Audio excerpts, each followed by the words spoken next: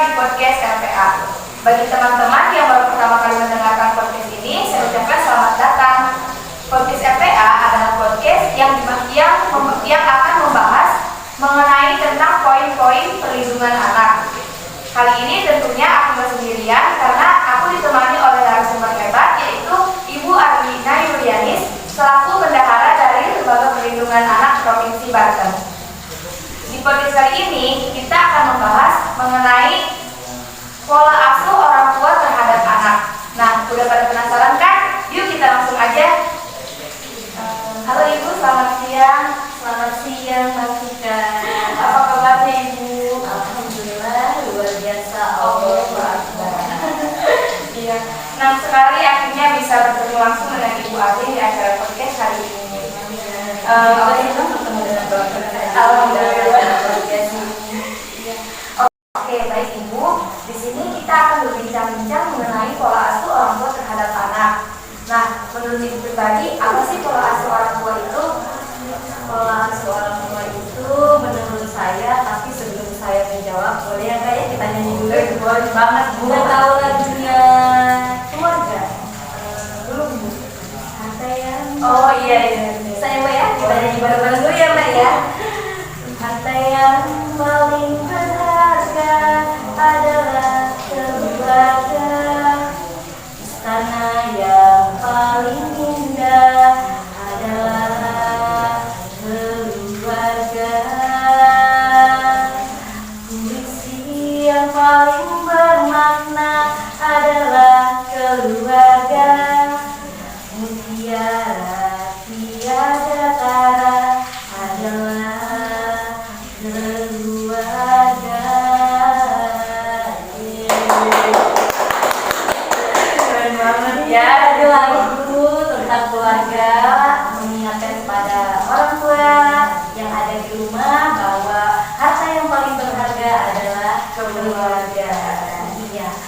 Jadi tadi Mbak Tika menanyakan tentang pola asuh ya Mbak ya. Menurut saya pola asuh itu menurut saya suatu bentuk yang diberikan oleh orang tua atau orang dewasa kepada anaknya dalam hal membimbing, terus serta mendidik anak, terus sesuai dengan pertumbuhan dan perkembangan anak.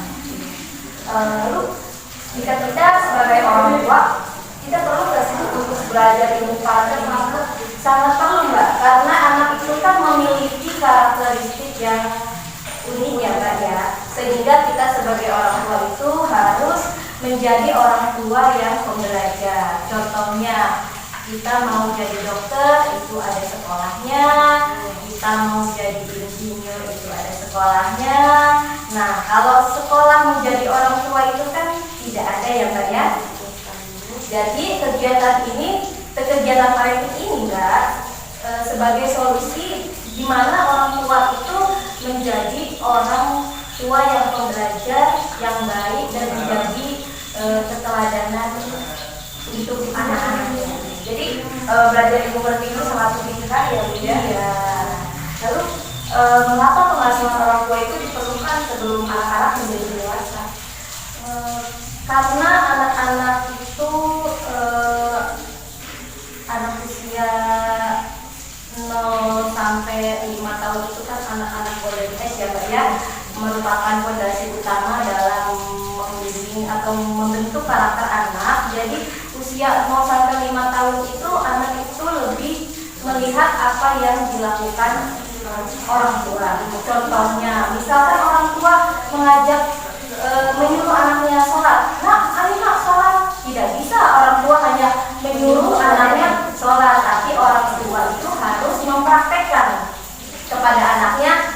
Misalkan, Andi, yuk sholat.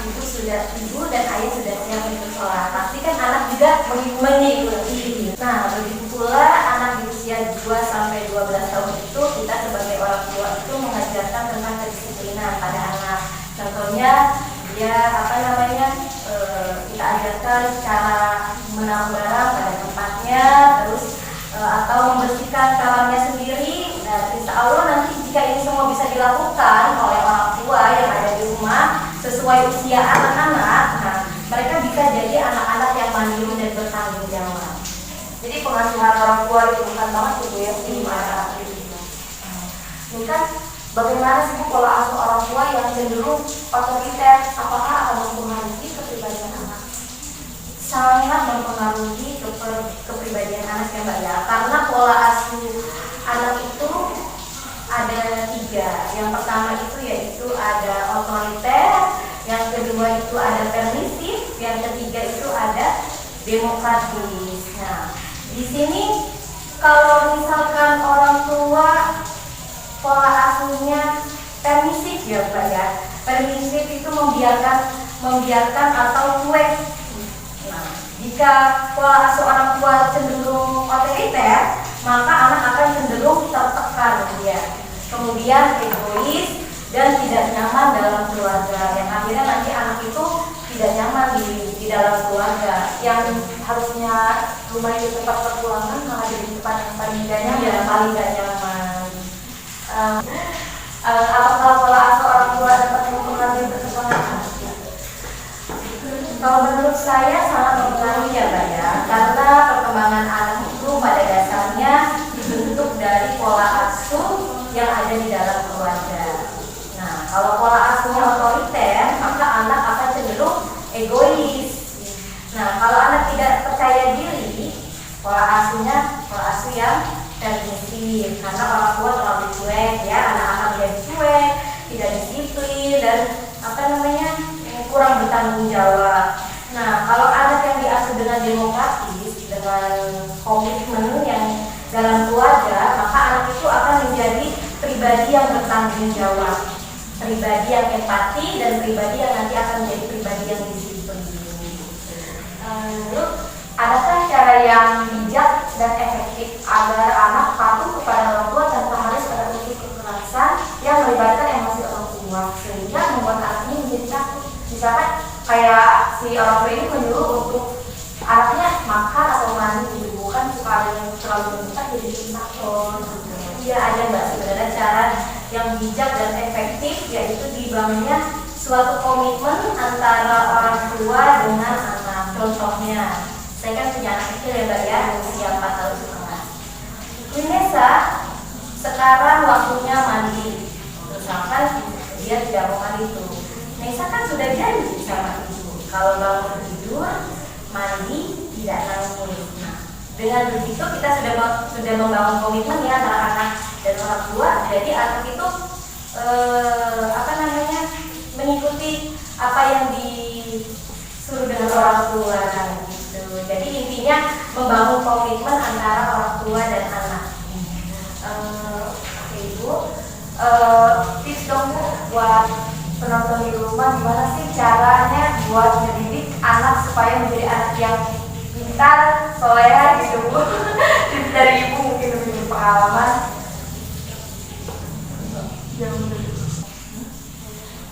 Oke Ibu, menurut Ibu ada nggak sih tips untuk penonton di rumah agar menjadi orang tua yang bisa mendidik anaknya menjadi anak yang pintar, baik, soleha, ya, untuk menjadi orang tua yang baik dan agar anaknya sukses itu yang pertama yaitu berikan kasih sayang yang penuh kepada anak. Terus yang kedua itu di rumah itu dibuat komitmen yang jelas antara ibu, ayah, dan anak ya Mbak ya. Terus yang ketiga itu kita memberikan waktu luang untuk bermain dengan anak. Sesibuk apapun kita sebagai orang tua, terutama orang tua yang bekerja ya Pak ya, itu setidaknya harus meluangkan waktu untuk anak untuk bermain gitu. Nah terus yang ketiga itu menjadi orang tua yang mendengar. Jadi apa yang diceritakan, yang dikeluh kesahkan oleh anak, kita harus ya mendengarkan. Jangan belum apa-apa, misalkan anak mau cerita, bunda aku pengen cerita, ntar dulu ya Kak ya, bundanya capek, bundanya baru pulang kerja, itu jangan gitu. Tapi kan terkadang orang tua juga ada yang gampang emosi tuh ya. Gimana sih biar gak gampang emosi gitu buat gitu. Kadang ya Mbak ya, kalau misalkan anak saya minta apa gitu ke saya ya, saya lagi keadaan capek terus mau emosi, saya ingat lagi, oh iya, anak anak mulus dada aja mbak, anak gitu. Iya, oh iya. Sebelumnya ibu itu udah punya anak berapa? Alhamdulillah untuk saat ini anak ibu baru satu ya, umurnya 4 tahun setengah. Dia sekarang udah sekolah kelompok TKB. Oh, baru TK ya bu. Iya. Anaknya perempuan apa laki? Perempuan. Ibu perempuan. Ibu kegiatannya sehari-hari itu apa? Kalau saya kegiatan sehari-hari itu menjadi guru PAUD di Keramat Watu. Alhamdulillah memiliki yayasan. Yayasannya itu menangani balita terlantar, terus anak jalanan, dan juga saya membuka pendidikan anak usia dini. Keren sekali ya bu ya. Oh jadi sangat menginspirasi sekali ya bu ya. Ibu masih muda sudah menjadi aktivis dan Pegiat sosial. iya. Ibu ini kuliahnya udah tahu Ya, saya Alhamdulillah saya sudah lulus kuliah ya mbak ya, S1 PAUD di Universitas Sunan Agung Tirtayasa, lulusan tahun 2019. Iya, jadi dulu saya itu pas belum selesai skripsi, saya dilamar, terus saya menikah, dan alhamdulillah setelah menikah saya melanjutkan S1 PAUD-nya. Alhamdulillah terselesaikan juga S1 PAUD-nya. apa sih bu yang menginspirasi ibu untuk terjun? Tadi kan ibu punya Kegiatan sosial. kegiatan sosial. Saya itu terinspirasi dari mama saya. Mama saya itu kebetulan kan ketua LPA Kabupaten Serang, Ibu Hajar Nurul Akil. Beliau itu pegiat sosial dari tahun 2003. Beliau memiliki yayasan Aulia Kota ini, yang mana di dalamnya itu ada menangani anak jalanan, balita terlantar, anak-anak sejahtera, dan juga menangani lansia terlantar. Nah di situ ketika saya lulus SMA, saya ditawarkan sama mama saya, kamu mau kuliah di mana? Katanya. Saya langsung, saya mau kuliah jurusan pendidikan anak usia dini, karena saya anak perempuan satu-satunya ya mbak ya. Dari berapa saudara? Dari 2 bersaudara. Dari 2 bersaudara, saya anak pertama dan kedua adik saya laki-laki yang sekarang juga sudah menikah. Dan pada saat itu saya langsung mengambil jurusan pendidikan anak usia dini karena saya ingin meneruskan karirnya orang tua saya sebagai pendidik dan pegiat sosial. Lalu ibunya ini masih sangat aktif juga ya sampai sekarang? Alhamdulillah ibu saya sangat aktif di pendidikan juga, di kegiatan sosial. Kalau di pendidikan itu ibu saya sebagai kepala sekolah PAUD HI Bina Budi Bangsa Keramat Watu dan PAUD HI Tunas Mandiri Kota Cilegon, dan di Kabupaten Serang sebagai Ketua Forum Pendidik Satuan PAUD Sejenis Kabupaten Serang. Sangat menarik sekali ya ibu. Kalau ibu bertempat tinggal di mana sih? Saya tempat tinggalnya di Keramat Watu mbak, dekat Akbil Aisyah. Mbak tahu Akbil Aisyah? Iya, di situ saya tinggalnya dekat Akbil Aisyah. Kapan-kapan Mbak Vika boleh main ke yayasan saya, melihat kegiatan anak jalanan, terus melihat kegiatan anak-anak sekolah, gitu boleh. Itu mendirikan yayasan juga bu? Iya, mendirikan yayasan. Yayasan kami itu bekerja sama dengan Kementerian Sosial mbak. Jadi yayasan saya itu menangani anak-anak jalanan. Ada berapa itu bu? Kalau anak jalanan binaan saya itu di dalam, kita kan yayasan anak jalanan tapi di luar kantin ya mbak ya. Jadi anak-anak jalanannya itu masih mempunyai keluarga. Dia tinggal sama keluarganya, tapi tetap dibina dengan kami. Di situ saya ada anak jalanannya ada 135 anak binaan anak jalanan. Tapi kalau untuk pendidikan anak usia dininya saya ada sekitar 67 anak. Itu kalau anak jalanan seperti itu dia tetap bersekolah? Tetap bersekolah mbak. Tadinya itu anak jalanan itu sebelum kami bina ya mbak ya, dia itu turun di lapangan, ya turun di lapangan itu dia mengamen di jalanan ya mbak ya, di lampu merah itu. Nanti setelah kita bina, dia mengamennya berbahaya Mbak ya, apalagi sekarang ini lagi COVID ya Mbak ya, mereka sekarang mengalami berbagai pakai, itu pun setiap hari Sabtu dan Minggu. Berarti di Serang ini banyak ya Bu ya yang menjadi anak jalanan ini. Kalau untuk yayasan saya itu terutama fokus ke Kabupaten Serang Mbak. Kita megang yang di daerah Kabupaten Serang. Rata-rata latar belakangnya apa sih Bu sampai si anak ini bisa jadi anak jalanan itu?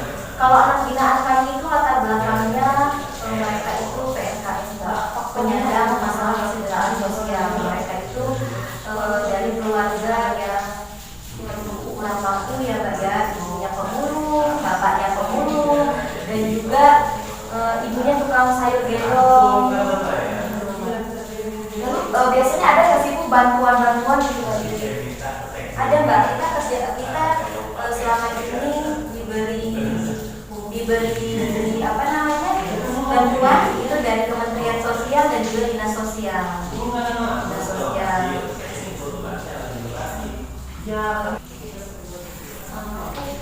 Di Yayasan Ibu sendiri ada nggak sih Bu kegiatan untuk pola asuh orang tua terhadap anak-anaknya ini gitu? Oh ada Mbak, itu kita setiap sebulan sekali itu orang tua anak jalanan kami kumpulkan, kami beri kegiatan parenting tentang pola asuh anak yang baik dan benar. Itu kami lakukan kepada orang tua anak jalanan agar mereka tahu ya Mbak ya bagaimana sih cara mengasuh anak, apalagi orang tua yang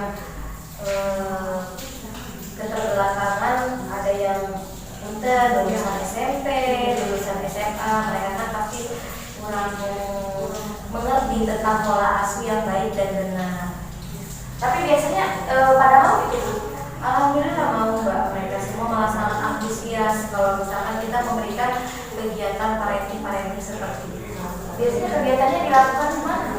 Di yayasan Mbak. Oh di yayasan. Yayasannya apa sih namanya? Yayasan Aulia Purota Aini. Oh, di mana itu?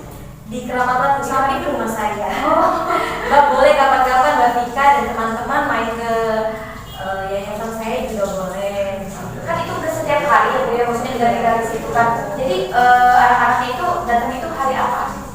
Oh kami itu kan apalagi sekarang lagi situasi COVID ya Mbak ya, kami setiap sebulan sekali mengadakan home visit ke rumah mereka, terus seminggu sekali ada kegiatan tahfidz Quran. Anak-anak jalanannya itu kita apa namanya, kita bimbing ya untuk apa namanya belajar tahfidz Quran. Terus kalau untuk kegiatan keterampilan itu biasanya kita mengadakan 2 bulan sekali.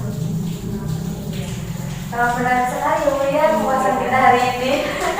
Baik teman-teman, dari yang kita bahas tadi kesimpulannya pola asuh orang tua terhadap anak itu sangat penting diperlukan karena orang tua adalah madrasah pertama bagi anak.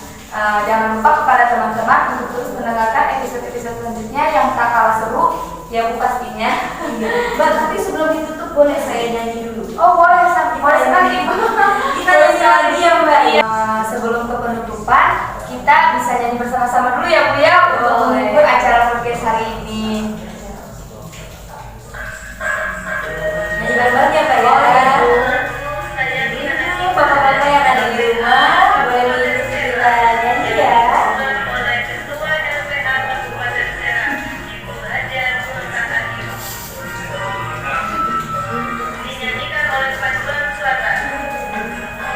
Mari bersama sayangi anak kita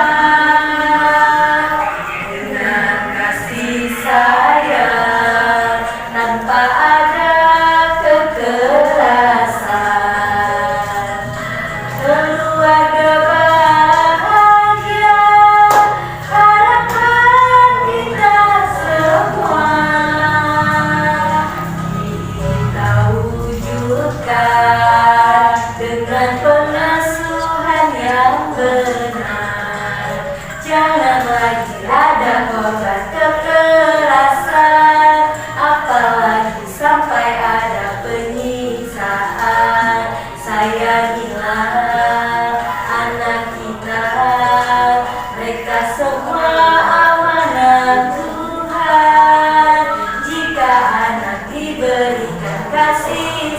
keluarga, kelak ia menyayangi sesamanya. Jika dengan kekerasan hatinya penuh kebencian, ingatlah Bapak Ibu semua, anak kita dambaan keluarga.